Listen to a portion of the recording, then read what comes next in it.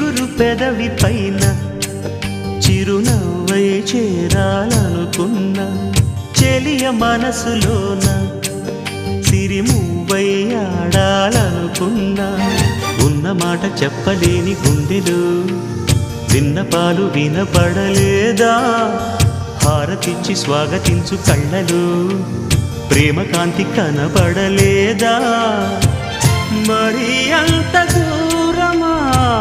కలలు కన్న తీరమా జాబిలమ్మ నీకు అంత కోపమా జాజి పూల మీద జాలి చూపుమా